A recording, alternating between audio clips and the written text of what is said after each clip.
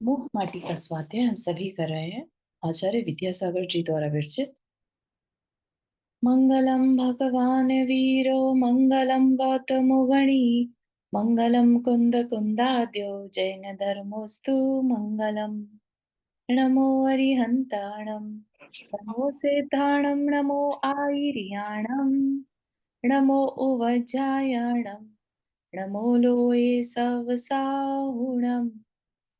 पंच परमेष्ठी भगवान की जय। अगले 45 मिनट के लिए सभी प्रकार के पापों को त्याग करके सभी नवर्ण मुकर मंत्र पढ़ने।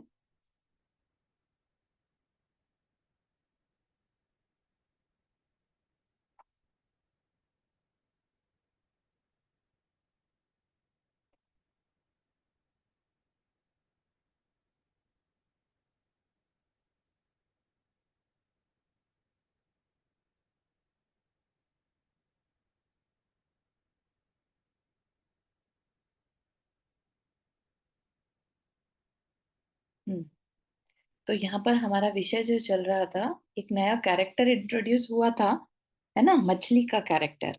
अभी तक हमने बहुत सारे कैरेक्टर्स अलग अलग देखे हैं। जीवंत जिसमें माटी तो नहीं थी, लेकिन गदहा एक जीवंत उदाहरण था, कुम्हार है, और अब मछली है ना।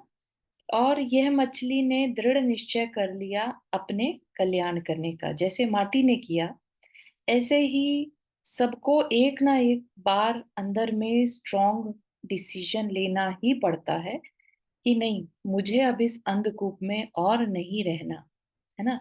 मुझे इस संसार सागर में अभी और नहीं डूबना।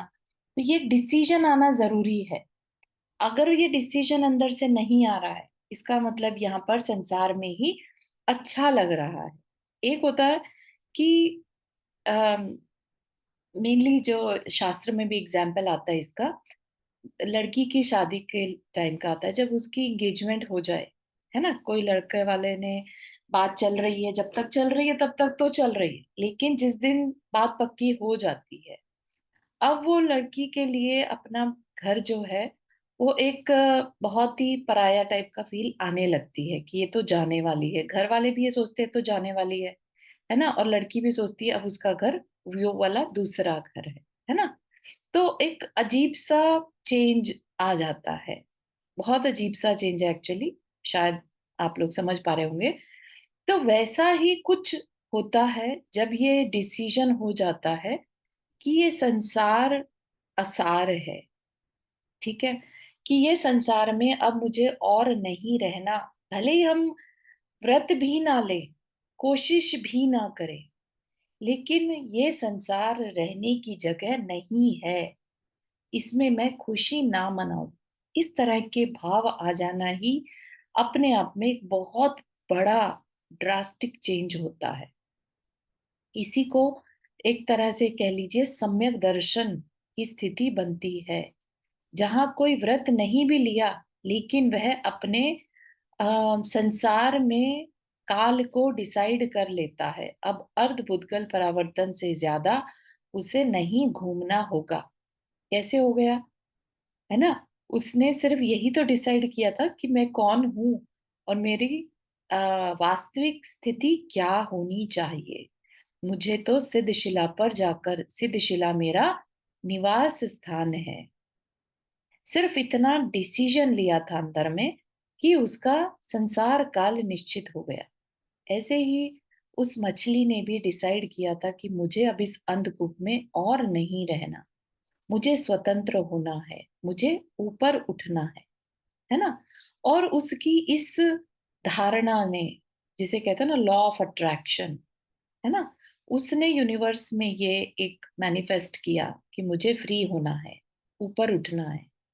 तो अपने आप ही वह यान, बाल्टी वाला यान उसके लिए नीचे आ गया, और उसने उस अपॉर्चुनिटी को अवेल भी कर लिया। ठीक है ना। जो जागृत होते हैं वो ही अपॉर्चुनिटी को देख पाते हैं। जो सोए रहेंगे, बाल्टी आई चली गई, या जिसने कभी बाहर निकलने की सोची ही नहीं, उसके लिए वह बाल्टी भी एक तरह से तुम्हारे ऊपर हमला करने के लिए आई है, और वो उस बाल्टी से और ज्यादा दूर भागने लगते हैं जीव, है ना। ये मछली ने सोच लिया था कि मुझे बाहर निकलना है, जो इस पर लिखा है वह सही लिखा है, मेरे लिए लिखा है। क्या लिखा था उस पर, बाल्टी पर? दया विशुद्धो धम्मो, है ना? तो ये पढ़ने के बाद उसने उस पर विश्वास किया और उस बाल्टी में जंप लगा जाती है। ठीक है ना? तो यहाँ तक हमने देखा था किस तरह से जो एक मछली है, ऐसे नहीं कि सारी मछलियों ने, एक मछली ने अंदर की दृढ़ निष्ठा से अपना कल्याण कर लिया। ठीक, सारी की सारी मछलियां भी क्या हो गई, एकदम से उनका डर भी निकल गया, भले ही उन्होंने हिम्मत नहीं करी। हिम्मत करना जरूरी है, ठीक है, लेकिन उन्होंने एक बहुत अच्छा कार्य किया। क्या? सत्य कार्य करने का एक ने मन किया, दृढ़ प्रण किया, और शेष सबने उसका अनुमोदन किया। एक भावित हुई, शेष प्रभावित हुई। एक को दृष्टि मिली, दिशा सब पा गई। इतनी सुंदर बात है कि सत्य कार्य करने का मतलब कि एक ने मन बनाया कुछ अच्छा करना है ना? दृढ़ प्रण किया, दृढ़ता अंदर में लाई, तो उससे क्या हो गया? उससे बाकी सब ने उसका अनुमोदन किया। यहाँ पर भी ऐसे ही कुछ होता है ना, जब एक मुनि बनते हैं, एक दीक्षा लेते हैं, तो बाकी सब उसका अच्छे कार्य के लिए अनुमोदन करते हैं। एक भावित हुई, एक के अंदर भावों का परिवर्तन हुआ, और शेष प्रभावित हुई, शेष उससे इम्प्रेस हुई। अनुमोदन तो वही करेगा ना, जो गुणों में राग करता है वही अनुमोदन करता है। ठीक है ना?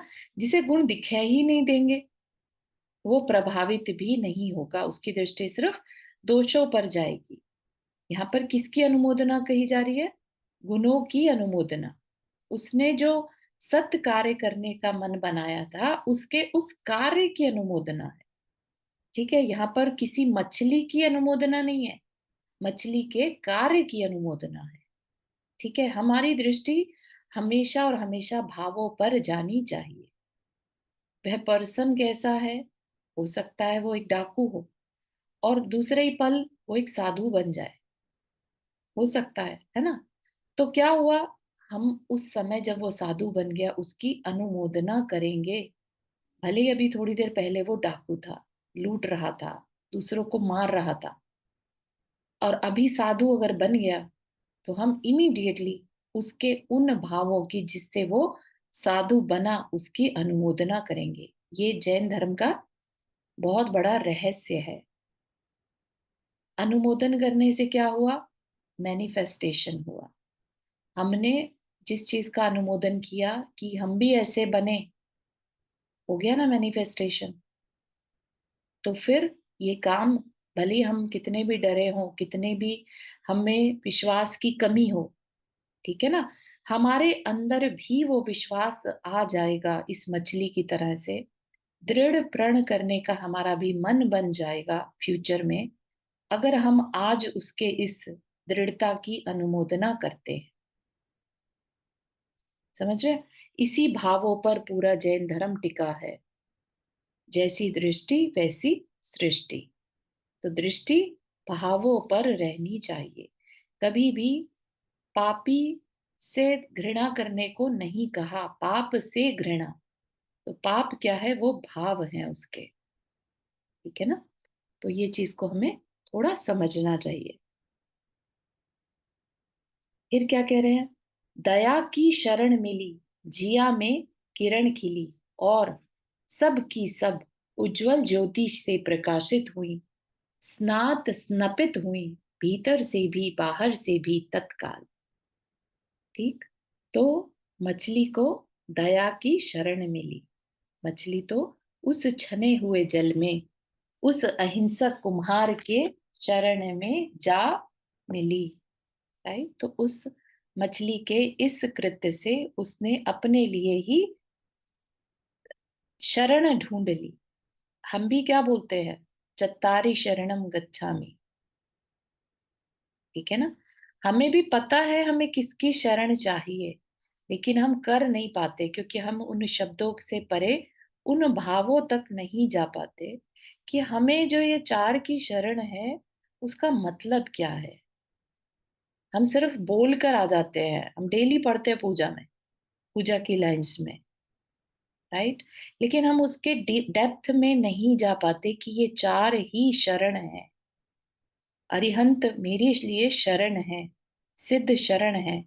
क्यों शरण है? क्योंकि उन्होंने अपने आप को पा लिया है या पाने के रास्ते में है। क्योंकि उन्होंने मार्ग दिखाया है, इसलिए वो शरण है। ठीक है ना? जब हम अम, अशरण भावना पढ़ रहे थे 12 अनुपेक्षा में, तब हमें बताया गया कि व्यवहार से तो ये 4 शरण है, ठीक है? और निश्चय से हमारी आत्मा ही शरण है, ठीक है ना? तो अब हम आत्मा की हर समय बात तो नहीं कर सकते, हम तो व्यवहार के लोग हैं। तो व्यवहार में फिर हम अरिहंत की शरण, सिद्ध की शरण, साधु की शरण और धर्म की शरण लेते हैं, ठीक है? तो वो शरण का मतलब ये नहीं होता कि उसके प्रोटेक्शन में चले जाना कि अब तुम ही संभालो, गलती मैं करूं, संभालो तुम। नहीं, शरण का यहाँ पर मतलब होता है कि जैसा अब तुम कहोगे वैसा मैं करूंगा। अब आप रास्ता दिखाओगे, मैं चलूंगा, ठीक है ना? ये मछली ने भी अपना पूरा समर्पण दे दिया उस कुम्हार के ऊपर, ठीक है ना? उसने उस कुम्हार की अहिंसा पर विश्वास करके शरण ले ली कि वो जो करेगा अच्छा ही करेगा। जिया में किरण खिली। जिया मतलब हृदय, है ना? हृदय में किरण, रोशनी जगमगा गई, राइट? सब की सब उजली ज्योति से प्रकाशित हुई। स्नात स्नपित हुई। स्नात मतलब अम, स्नान करना। स्नान के बाद जैसे नहा लेते हैं, स्नान, स्नपन होता है, स्नान, अभिषेक, है ना, नहा लेना। तो भीतर से भी और बाहर से भी, तो वो एक उजली ज्योति में जैसे स्नान जैसा हो गया। इतनी अंदर में खुशी उसके जागृत हो गई। इस अवसर पर पूरा इस अवसर पर पूरा पूरा परिवार आ उपस्थित होता है। मुदित मुखी वह, तैरती हुई मछलियों से उठी हुई तरल तरंगे, तरंगों से घिरी मछलियां ऐसी लगती हैं कि सबके हाथों में एक एक फूल माला है और सत्कार किया जा रहा है महामछली का। नारे लग रहे हैं, मोक्ष की यात्रा सफल हो, मोह की मात्रा विफल हो, धर्म की विजय हो, कर्म का निलय हो, जय हो, जय हो, जय जय जय हो। क्या हो गया? अनुमोदना करने के लिए पूरा मछलियों का परिवार वहां पर आ गया। एक विजुअलाइजेशन है ये, है ना? काव्य लिख रहे हैं और जहां पर भी मौका मिल रहा है, वो जो लिखने वाले हैं, कवि हैं, है ना, वो आध्यात्मिक कवि हैं। तो वो ये कह रहे हैं कि कोई अच्छा डिसीजन ले तो पूरा का पूरा परिवार उसका सत्कार करने पहुंच जाता है। ठीक ऐसे ही वे मछलियां भी हर तरफ से ऐसा लगने लगा जैसे मालाएं ले लेकर आ रही हूँ। तरंगे आती है ना, जैसे पानी की तरंगे, तो मछली की तरफ आती हुई ऐसी लग रही थी जैसे वो मालाएं लेकर आ रही हूँ और नारे लग रहे हूँ। हालांकि नारे ऐसा मछली तो नहीं लगाएंगी, लेकिन इमेजिनेशन है, ठीक है? और किसका लिए नारे लग रहे हैं? महा मछली, है ना? महासंत, जो भी दीक्षा ले लेता है, जो भी अलग हट के काम करता है, वो महान हो जाता है, राइट? तो उस महा मछली के लिए नारे लग रहे हैं कि उसकी मोक्ष की यात्रा सफल हो, मोह की मात्रा विफल हो। अपने परिवार से उसने मोह को छोड़ दिया, उस जल से उसने मोह को छोड़ दिया। जल ही जो उसका जीवन था। चाहती तो उसी जल के बिना अपने जीवन को नहीं भी देखती, लेकिन उसने देखा कि मुझे अब इस जल से ऊपर उठना है ना? तो नारों में क्या आवाज आ रही है? मोक्ष की यात्रा सफल हो, मोह की मात्रा विफल हो, धर्म की विजय हो, कर्म का विलय हो, कर्म का अब नाश हो। विलय मतलब नाश। जय हो, जय हो, जय जय जय हो, है ना? बहुत सुंदर भाव है यहाँ पर कवि के, कि जब कोई इस तरह से अपने जीवन को ऊंचा उठाता है, मोक्ष की यात्रा पर निकलता है, तो किस तरह से आसपास के लोगों के अंदर खुशी होती है, होनी ही चाहिए, है ना? अगर ऐसे में भी किसी के अंदर खुशी ना हो, सोचिए उसके जीवन में कितनी कलुषता होगी, कालापन होगा, जिसे दूसरा जो काम करने जा रहा है ना? उसकी भी अनुमोदना नहीं हो पा रही, ठीक है? तो अपने को वो अपॉर्च्युनिटीज़ को नहीं छोड़ना है, चाहे जैसे मिल जाए, अनुमोदना करने के लिए। पल-पल में हम याद करके मुनि महाराज के जीवन को, उनकी इस यात्रा को, उसकी अनुमोदना मन से करते रह सकते हैं, है ना? नमोकार मंत्र भी तो यही है ना? नमोकार मंत्र और कुछ नहीं है, यही है कि हम उनकी अनुमोदना कर रहे होते हैं। नमो अरिहंताणम, अरिहंत को मैं नमस्कार करता हूँ। किस लिए? यहाँ पर भी तो जयकारे ही लगा रहे हैं ना, जय हो, है ना? तो नमस्कार भी कब करेगा इंसान? जब उसमें कुछ अच्छाई दिख रही है। वह जो कर रहा है, उसने अपने 4 घातिया कर्मों का नाश कर लिया, है ना? इसलिए उन्हें नमस्कार हो। तो यह भी एक अनुमोदना का ही भाव है, अपने लिए मैनिफेस्टेशन है। इसीलिए नमोकार मंत्र से भी हम अपना कल्याण कर सकते हैं, खाली एक नमोकार मंत्र से, ठीक है ना? हम्म। लो, समय निकट आ गया है, बाल्टी वह यान सम ऊपर उठने को है, और मंगल कामना मुखरित होती मछली के मुख से। यही मेरी कामना है कि आगामी छोरहीन काल में बस इस घट में काम ना रहे। इतनी सुंदर, क्या कहा? समय निकट आ गया, बाल्टी समयान ऊपर उठने को है ना? अभी जो फ्लाइट है वो टेक ऑफ करने वाली है, और उस मछली के मुंह से, जिसका कि अब कल्याण होना है, उसके मुख से क्या निकला कि मेरी कामना यह है कि आगामी छोरहीन काल, छोरहीन मतलब काल तो किसी के लिए नहीं रुकता, काल अनंत है, राइट? चाहे वो सिद्ध भी बन जाए तो भी अनंत काल तक जीव हमेशा बना रहने वाला है। तो क्या कह रहे हैं? मेरी कामना है कि आगामी छोरहीन काल में बस इस घट में, घट क्या होता है? शरीर को भी घट कहा जाता है, ठीक है ना? तो इस घट में काम ना रहे, काम मतलब कोई इच्छा ना रहे, ठीक है ना? बस अब एक ही इच्छा है कि अब कोई और इच्छा ना रहे, ठीक है ना?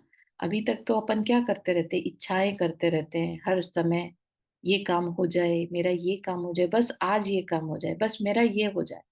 हर समय हमारे अंदर कुछ ना कुछ इच्छाएं चलती रहती हैं, है ना? अपने को लगता है कि जीवन चलाना है, गृहस्थी चलानी है, इच्छाएं तो करनी पड़ेंगी, है ना?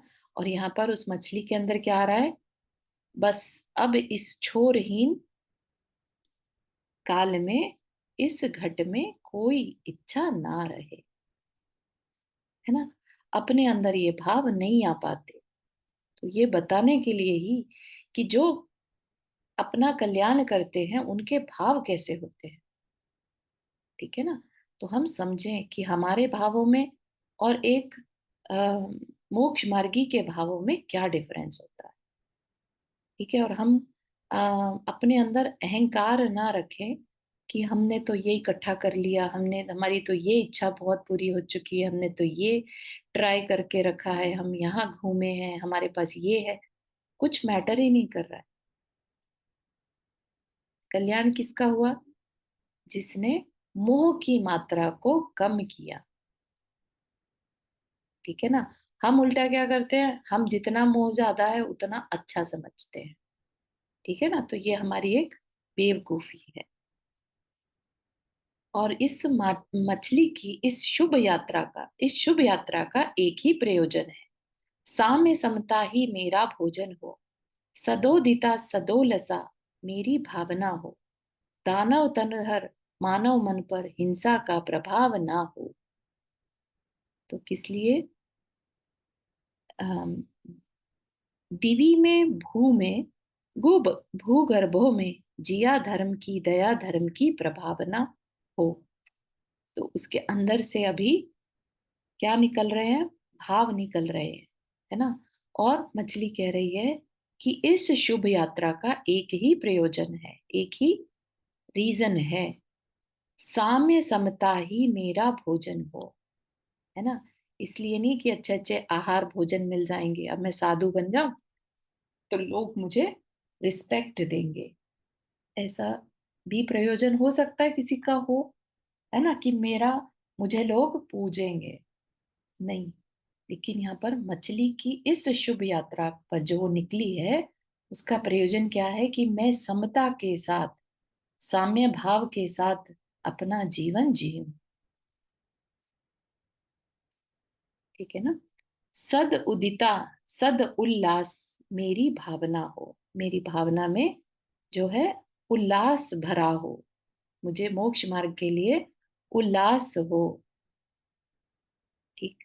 दानव तन पर धर, मानव मन पर हिंसा का प्रभाव ना हो, है ना। जैसे हम तत्वार सूत्र जी पढ़ते हैं, पांच पाप से रहित जीवन जो होता है, उसमें भी पांच पापों की पांच पांच भावनाएं होती हैं। ठीक है ना, कि भावना रखें कि हम ऐसा ना करें, रात्रि भोजन ना करें, है ना। हालांकि अम, अहिंसा व्रत ले लिया, महाव्रत ले लिया, फिर भी भावनाएं माना, तो ये जरूरी है। भावनाएं उस व्रतों की सुरक्षा के लिए जरूरी है। ऐसे ही वह मछली भी अपनी भावनाएं रख रही है। दानव तन धर, मानव मन पर हिंसा का प्रभाव ना हो। तो जो आज का मानव है, वो कहने को मानव है, लेकिन दानव तन जैसे उसका हो गया है ना, हिंसा में लगा है। तो ऐसे मानव मन पर हिंसा का प्रभाव ना हो। और दिवी में भू में, दिवी मतलब स्वर्ग, भू मतलब पृथ्वी, और भूगर्भ मतलब अधोलोक, तो तीनों लोकों में क्या हो? जिया धर्म की दया धर्म की प्रभावना हो। तो संपूर्ण विश्व में, तीनों लोकों में इस जिन धर्म की, दया धर्म की प्रभावना हो, है ना। ऐसा ही होता है ना, कोई अच्छी चीज हमें मिल जाए, दया मूलो धम्मो, तो हम उसकी प्रभावना हर जगह करना चाहेंगे। ठीक है ना। तो ऐसा धर्म जहां दया पलती हो, ठीक, ऐसे धर्म की प्रभावना हो। प्रभावना मतलब प्रभा मतलब कि किरणें, है ना। प्रभावना, उसकी किरणें, उसका प्रकाश हर जगह फैले, सभी उसको रियलाइज करें, समझें। ठीक है। लबालब जल से भरी हुई बाल्टी कूप से ऊर्ध्व गति वाली होती है अब, पतन पाताल से उत्थान उत्ताल की ओर। केवल देख रही है मछली, जल का अभाव नहीं, बल का अभाव नहीं, तथापि तैर नहीं रही मछली। भूल सी गई है तैरना वह, स्पंदनहीन मति वाली हुई है। स्वभाव का दर्शन हुआ कि क्रिया का अभाव हुआ सा लगता है अब, अमंद स्थिति वाली होती है वह। ठीक है। तो क्या कह रहे हैं? लबालब जल से भरी जो बाल्टी है वो अब ऊपर की ओर जाने लगी, पतन पाताल से उत्थान उत्ताल की ओर। पतन पाताल से मतलब गहरे कुएं में बाल्टी गई थी, है ना। पतन पाताल उसको बोला नीचे से ऊपर की ओर। और मछली क्या कर रही है? बस देख रही, कुछ नहीं कर रही है, सिर्फ देख रही है। ऐसे ही तो अपने को भी कहना करना रहता है ना, देखना जानना ही हमारी क्रिया है, हमारा रियल स्वभाव है। ऐसा नहीं है कि हम कर नहीं सकते। ठीक है ना। ऐसा नहीं है कि मछली के पास जल नहीं है, बल नहीं है, कुछ नहीं है, फिर भी वह तैर नहीं रही। अब अपने को करने लायक कुछ नहीं बचा, ऐसा वो जान रही है, वह सिर्फ देख रही है। भूल सी गई है तैरना वह, स्पंदनहीन मति वाली हुई है। क्यों? क्योंकि स्वभाव का दर्शन हुआ तो क्रिया का अभाव हुआ सा लगता है अब। अमंद स्थिति वाली होती है वह। कितना सुंदर सोच है यहाँ पर, और कितने अच्छे तरीके से मछली के थ्रू बता दिया कि जब मछली को अपने स्वभाव का दर्शन हुआ, है ना, तो अब उसको कुछ भी सूझ नहीं रहा है। वो बस ऑब्जर्व कर रही है कि कुछ हो रहा है, खुद करना है कुछ वो नहीं, है ना। उसको जो देखना था, स्वभाव का दर्शन होना था, वो हो गया। तो अब उसके अंदर कोई क्रिया नहीं है, बिल्कुल अमंद स्थिति वाली वह हो गई है। ठीक है ना। तो ये चीज हमें बताई जाती है जब अपने सम्यक दृष्टि है, जब उसे अपने स्वभाव का अनुभूति होती है। ठीक है ना, अपने स्वभाव की जब अनुभूति होती है तो बाहर में सब कुछ होते हुए भी वह उसे अपना नहीं मानता। ठीक है ना। भावों में चेंज, जिसे अभी बताया था ना, जो एक लड़की की स्टोरी, कि उसका अगर एंगेजमेंट हो जाए तो अब उसे वह घर अपना नहीं लगता, छोड़ना है, इतनी बात उसके दिमाग में घर कर जाती है। तो अभी बाल्टी में पानी भी है, उसके अंदर बल भी है, लेकिन वो कुछ भी मूवमेंट नहीं कर रही, बस अपने स्वभाव को जानकर एकदम हैरान, तैरना भूल सी गई है, जैसे सारी क्रियाएं जैसे भूलकर और शांत बैठ गई है। ठीक है, यहाँ तक के समझ आ रही है बात?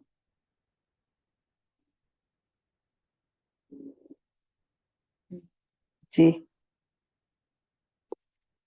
बाल्टी वह अबाधित ऊपर आई भू पर, कूप का बंधन दूर हुआ मछली का, सुनहरी है सुख झरी है धूप का बंधन, पूर हुआ वह सुख का धूप की आभा से भावित हो, रूप का नंदन वन, धूल का समूह वह सिंदूर हुआ मुख का, मछली की आंखें अब दौड़ती हैं सीधी उपाश्रम की ओर, दिनकर ने अपनी अंगना को दिन भर के लिए भेजी है उपाश्रम की सेवा में, और वह आश्रम के अंग अंग को प्रांगण को चूमती सी सेवा निरत धूप।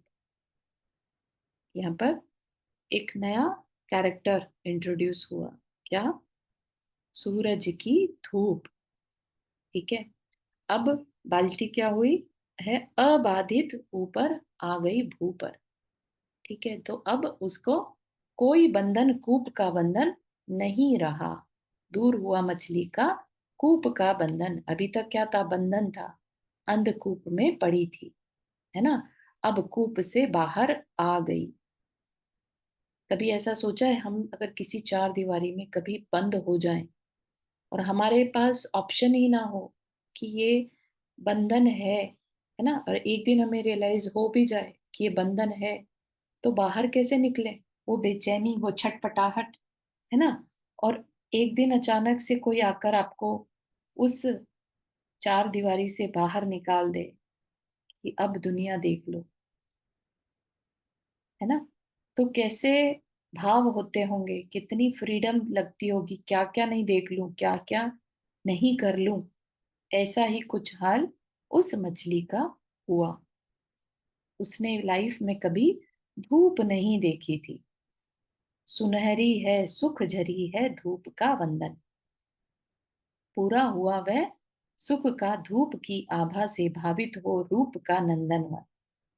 तो वहां पर सारे में जो था, धूप बिखरी थी, है ना, और धूल का समूह है सिंदूर हुआ मुख का, जैसे मुख पर सिंदूर लगा रहता है, ऐसे ही वो धूल जो है चलने से, या जो माटी वहां पर पड़ी है उससे ऐसा वो फैली हुई लग रही है, तो ऐसा लग रहा है जैसे मुख पर सिंदूर पड़ा हो। ठीक। और मछली की आंखें अब दौड़ती हैं सीधी उपाश्रम की ओर। ठीक। कुएं से निकाली, और अब मछली, जहां पर उसका, मछली को भी कुछ अंदर में उम्मीद है ना? तो वह उसकी आंखें भी अब उपाश्रम की ओर देखती हैं। और दिनकर होता है सूर्य, दिनकर ने अपनी अंगना को दिन भर के लिए, अपनी अंगना मतलब अपने अंग, राइट? तो सूर्य के अंग क्या होंगे? सूर्य की किरणें, ठीक? तो उन किरणों को दिन भर के लिए भेजा है उपाश्रम की सेवा में। तो पूरे जो प्रांगण है कुम्हार का, जहां पर उसे अभी कार्य करना है माटी के ऊपर, है ना, जिसके लिए उसने पानी निकाला है, राइट? तो उस पर सारे में सूर्य की किरणें बिखरी हैं, यानी धूप आ रही है ना? कितना सुंदर उसका कहने का तरीका है कवि की वर्डिंग्स में, कि दिनकर ने अपनी अंगना को दिन भर के लिए भेजा है उपाश्रम की सेवा में, और वह आश्रम के अंग अंग को, प्रांगण को चूमती सी सेवा निरत धूप। सेवा निरत मतलब जैसे कर्मचारी होते हैं ना, कह दिया तो जाना है ना? तो वह सेवा निरत धूप आश्रम या उपाश्रम कह लीजिए, ईच एंड एवरी कॉर्नर पे ऐसा लग रहा है जैसे चूम रही हो, क्योंकि धूप जब पड़ती है तो वो पूरी तरह पड़ती है, ईच एंड एवरी पार्ट पे टच करती हुई, ठीक है? तो उस अपेक्षा से कहा है। स्थूल है रूपवती, रूप राशि है वह, पर पकड़ में नहीं आती। पर छुअन से परे है वह, प्रभाकर को छोड़कर। प्रभु के अनुरूप ही सूक्ष्म स्पर्श से रीता रूप हुआ है किसका? धूप का। मानना होगा यह परिणाम भाव उपाश्रम की छाव का है। और मछली की भूल का भंजन चूर हुआ दुख का। क्या कह रहे हैं यहाँ पर? स्थूल है रूपवती, रूप राशि है वह। देखने को तो दिखती है हमें, धूप दिखती है, राइट? तो स्थूल है, दिख रही है, लेकिन पकड़ में नहीं आती। हम चाहें भी तो पकड़ नहीं सकते, है ना? तो पर छुअन से परे है वो, कोई भी उसे छू नहीं सकता। कौन छू सकता उसे? सिर्फ सूर्य ही एकमात्र ऐसा है जो उसे छू सकता है, ठीक? प्रभु के अनुरूप ही सूक्ष्म स्पर्श से रीता रूप हुआ है किसका? धूप का। तो धूप जैसे उसके स्वामी द्वारा ही छुई जा सकती है, बाकी कोई नहीं, ऐसे ही वह धूप अपने स्वामी द्वारा ही छुई जा सकती है, बाकी कोई नहीं। मानना होगा यह परिणाम भाव उपाश्रम की छाव का है। और मछली की भूल का भंजन चूर हुआ दुख का। अब ये बात थोड़ा सा यहाँ पे समझ में नहीं आ रही है, इसका क्या मतलब हुआ? मछली की भूल का भंजन। हम्म।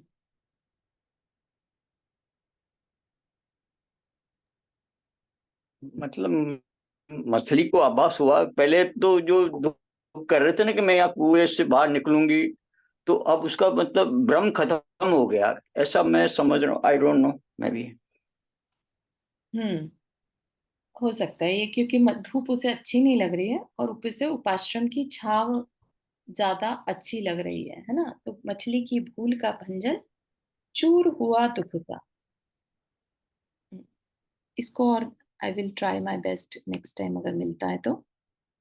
हाँ, जैजनीन चारू। जी पर आंटी। फिर चूर हुआ दुःख का क्यों कहते कि हाँ, दुःख वही का तो वही खत्म हो गया, इट मीन्स। वही, ये बात मुझे थोड़ा सा, ये सेंटेंस बस यहाँ पर समझ में नहीं आ रहा है, और मिस हो गया। एक सेकेंड, आप होल्ड कीजिए, देखते हैं। ये ना उसमें इनका अर्थ भी है ना, ये मूक माटी में। हाँ, उपाश्रम की छाव वाला हाँ, जो है ना। उसमें देखना कि मूक माटी में अर्थ भी दिए हुए हैं साथ-साथ, हाँ तो कुछ अगर उसमें समझ आता है तो। हाँ, तो उसमें तो यही लिखा है कि इस वातावरण को देखते ही मछली का दुख नष्ट हुआ और वह अपनी पुरानी बातों को भूल सी गई।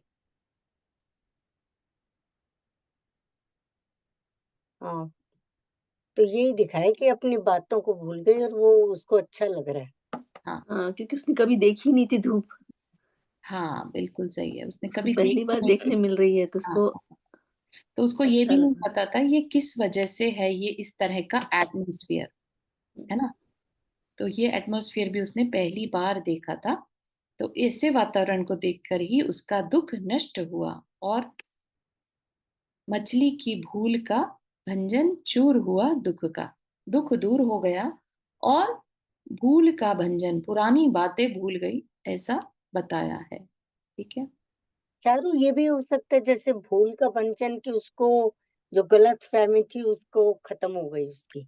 गलतफहमी भी कह लीजिए या जैसे ये, हाँ, बस ये इतना ही है कि वो ऊपर आ गई तो अब उसे पुराना सब कुछ भूल गया। भूल गया, हाँ। हम्म, ठीक है। और उसका जो दुख था ना उस अंधकूप में रहने का, वह भी दूर हो गया।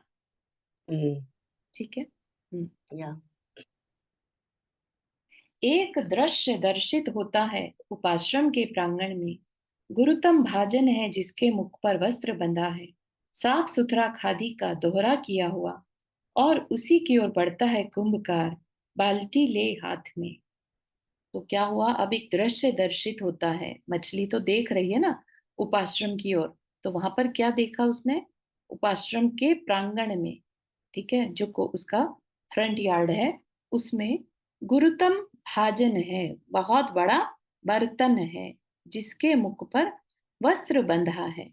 तो वह अब क्या करने वाला है, उससे जल को छानने वाला है। जल में जल की जीवानी करनी है उसे, है ना? तो उसने वो बाल्टी से पानी निकाला। अब उसको डबल करके साफ सुथरा खादी का दोहरा किया हुआ, और उसी ओर बढ़ता है कुंभकार बाल्टी ले हाथ में। तो जहां पर उसने पहले से तैयारी करके रख रखी थी, उस बड़े से बर्तन के ऊपर एक खादी का दोहरा किया हुआ, है ना? उसमें इतना दोहरा करते कि सूर्य की किरणें ना दिखाई दे। राइट। इतना करने के बाद वह कुंभकार बढ़ता है बाल्टी ले हाथ में। बड़ी सावधानी से धार बांधकर जल छानता है वह। धीरे धीरे जल छनता है, इतने में ही शिल्पी की दृष्टि थोड़ी सी फिसल जाती है अन्यत्र। तो छान रहा है वो, और छानते छानते उसका दिमाग ध्यान कहीं चला जाता है। ये तो बात समझ में आ रही है सभी को? ठीक है। उछलने को मचलती सी यह मछली बाल्टी में से उछलती है और जाकर गिरती है माटी के पावन चरणों में। फिर फूट फूट कर रोती है, उसकी आंखें संवेदना से भर जाती हैं और वेदना से घिर आती है एक साथ तत्काल। वे अपूर्वता की प्यासी है, प्रभु की दासी सी वरीयसी बनी है, जिन आंखों से छूट छूट कर माटी के चरणों की को धोती है वह उजली उजली अश्रु की बूंदे, जिन बूंदों ने क्षीर सागर की पावनता को मूलतः हरी है, पीर सागर की सावणता को चूलतः झरी है। ठीक है। तो आज के लिए इतना ही, यहीं तक रखेंगे अपना। देखते हैं। उछलने को मचलती है यह मछली। ठीक है। शिल्पी का ध्यान थोड़ा सा हटा और उधर वो मछली उछल कर बाल्टी से और कहाँ जा गिरती है, माटी के पावन चरणों में, है ना? हालांकि कुंभकार को पानी तो माटी में ही डालना था, लेकिन अभी तो वो पानी को सिर्फ छान रहा है, पहले छानेगा फिर डालेगा। और इतने में जो मछली है वो डायरेक्ट माटी के पावन चरणों में जा गिरती है और फूट फूट कर रोती है। उसकी आंखें संवेदना से भर जाती हैं। मछली की आंखें, संवेदना मतलब इमोशंस, राइट, और वेदना से गिर आती है। उसको भी जैसे माटी को वेदना थी, है ना, पतित हूं, कब तक ऐसे ही पड़ी रहूंगी, कब तक पद दलिता बनी रहूंगी, है ना, ये वेदना थी। ऐसे ही उस मछली को भी वेदना है। वेदना होती है तभी इस संसार सागर से पार हो पाते हैं। यहाँ पर सब जगह दुख ही दुख दिखेगा, दुख की वेदना होगी तभी बचने का मन करेगा। तो ऐसे ही वो माटी को, वो मछली को अंदर में वेदना हो रही है। एक साथ तत्काल, एक साथ ही क्या, संवेदना भी हो गई और वेदना से भी भर गई।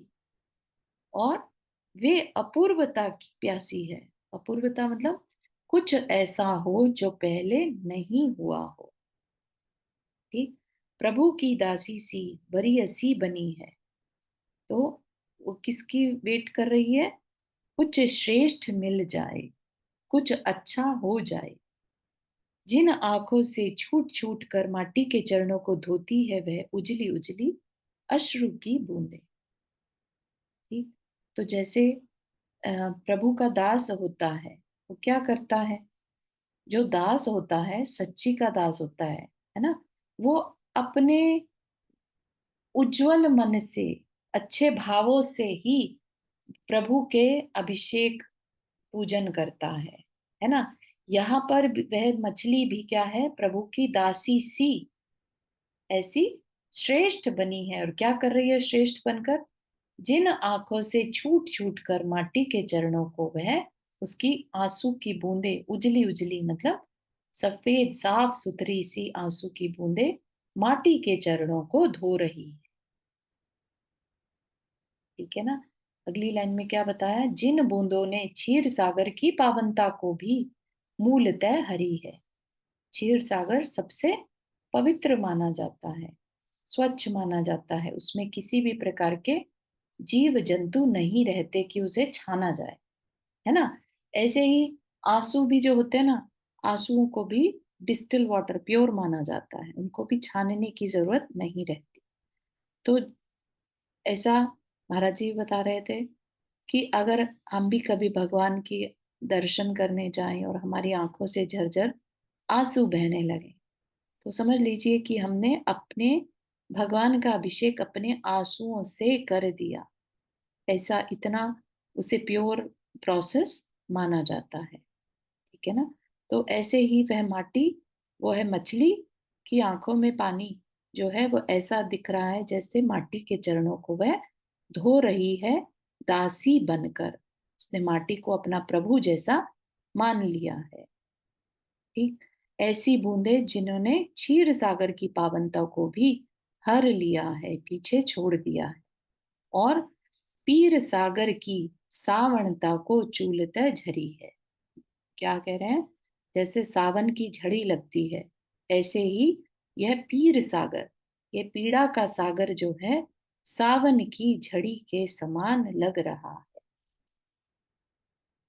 ठीक है, तो ये माटी का यहाँ पर बताया है थोड़ा सा कि सॉरी, मछली के बारे में, मछली के भाव कैसे हो रहे हैं बाहर आकर, है ना। किस तरह से उसने पहले दृढ़ निश्चय किया कि मुझे इस अंधकूप से बाहर निकलना है, फिर उस यान पर भरोसा किया, बाहर आकर भी उतावली हो गई और झट से अपने प्रभु के चरणों में जा पहुंची। वेट ही नहीं हुआ उससे, है ना। अब वो उस माटी से संबोधन के लिए रिक्वेस्ट करेगी, मुझे संबोधन। संबोधन बहुत इंपॉर्टेंट चीज है। हम कभी भी अपने आप से अपना संबोधन नहीं कर सकते, हमें भी ऐसा कुछ चाहिए रहता है कि हमें कोई संबोध सके, है ना। तो हमें भी एक अच्छा संबोधन कभी मिल जाए उसकी वेट करते रहना चाहिए, है ना। वो किसी भी रूप में कहीं पर भी हो सकता है। ठीक है ना। हम जैसा सोचे वैसा ही हो, ऐसा नहीं। ठीक है ना। तो ये चीज हमने आज यहाँ तक समझी है। यहाँ तक कि किसी को कुछ क्वेश्चन?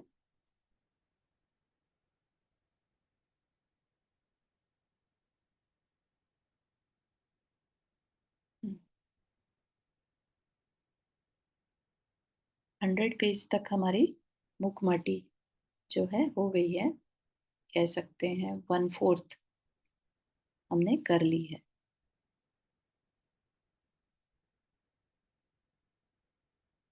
ठीक है, सबको समझ में आ रही है? मुखमाटी में कवि के भाव समझ में आ रहे हैं? बहुत सुंदर है और इतनी सरल हाई भाषा में हाई लिखी है हाई कि लेवल बस तक। अच्छे से समझ में आ जाती है। और आप एक्सप्लेन करते हो तो और भी अच्छा लगता है। बहुत बढ़िया, नहीं, मैं खुद थैंक यू। भी सुन रही हूँ उसको, जब मैं बोलती हूँ तो मैं भी सुन रही हूँ एक्चुअली। तो मुझे भी बहुत मजा आ रहा है, बहुत अच्छे से डीपली समझ में आ रही है बात। और आचार्य श्री के भाव भी, मतलब उनकी गहराई अब जानने में आ रही है ना। क्योंकि क्या होता था कि उनके प्रवचन बहुत ज्यादा सुनने में समझने में नहीं आते थे, बहुत डीप होते थे। तो कभी उनके इस प्रवचनों को ऐसे बहुत मन से नहीं सुना था। दर्शन भले ही करे मन से, लेकिन प्रवचन नहीं सुनने में आते थे। लेकिन अब ये पढ़ने में पहला ऐसा है जो इसमें उनके भावों की डेप्थ समझ में आ रही है, उनकी दया करुणा दिखाई दे रही है। और चारों में कई बार ये सोचती हूँ, महाराज श्री को, आचार्य श्री को जैसे हिंदी इतनी नहीं अ, आती। नहीं आती थी, लेकिन इतना गूढ़ कैसे लिखा हुआ बिल्कुल इतना। सही है, बिल्कुल सही है, बहुत सही समझा आपने कि उनकी ये उनके ज्ञान का चमत्कार था। कई भाषाएं आते हुए भी वो पारखी जिसे कहते हैं ना, एकदम उत्कृष्टता तक पहुंच गए उसकी। समय सागर महाराज जी ने एक बार यही बोला था कि उनको वो कुछ बोलते थे तो लोगों को समझ नहीं आता था, समझने में टाइम लगता था कि राइट, उन्होंने क्या वर्ड बहुत कहा है, गूढ़ कह जाते मतलब एकदम। बहुत गूढ़ के बोल देते थे। राइट, हाँ, वेरी ट्रू, वही। बिल्कुल सही है। छोटे ये छोटे आते कहो ये नहीं सहो, ऐसा ऐसा होता है यहाँ। ऐसा, हाँ, सूत्र वाक्य जैसे हाँ, ऐसा तो अपने बोलते को हैं। कितना छोटा वर्ड है पर फिर भी अपने को लगता है कि ये कहना मतलब सहो है। बिल्कुल सही। बहुत अच्छी चीज है, ज्ञान ज्ञान एक होगा। चीज जो मुझे इसकी मतलब बहुत ही यूनिक लगी, और मतलब कहते ना कि जैसे लोहा भी अगर पारस पत्थर को छू ले जी। तो वो सोना बन जाता है। उन्होंने जिस तरह कमीना वर्ड को एक्सप्लेन किया बहुत ही सुंदर था, कि जिसमें कोई कमी ना हो। हाँ, मतलब नहीं, ऐसा अन्य भी बहुत सारे शब्द हैं एक्चुअली। आदमी, आज आद भी तर आज भी चारू ने एक वर्ड ऐसे ही बोला था जिसके कि 2 वर्ड बहुत बढ़िया बने थे। आदमी भी है ना, जो आदमी सही में दमी, जिस जो दमन हाँ, कर ले वो आदमी। कम बल वाले ही कंबल ओढ़ नहीं उड़ते, ऐसा बहुत अच्छे अच्छे आगे भी आएंगे अभी। नहीं, मतलब वैसे नॉर्मल भाषा में ये वर्ड जो मैंने अभी बोला कमीना, वो सही बात, अच्छा नहीं समझा जाता है। सही बात है। लेकिन उन्होंने इस शब्द को इतना सुंदर बना दिया कि अब ये कॉम्प्लीमेंट हो जाएगा। सही है, सही है, बहुत अच्छा। चलिए, जिनवानी स्तुति। ज्ञावानी के ज्ञान से सूझे लोकालो, सोवाणी मस्तक धरो सदा दे तू दोख। हे जिनवाणी भारती तो ही जपो दिन रैन, जो तेरा शरणा गए सो पावे सुख चैन। 9 बार नमक करना।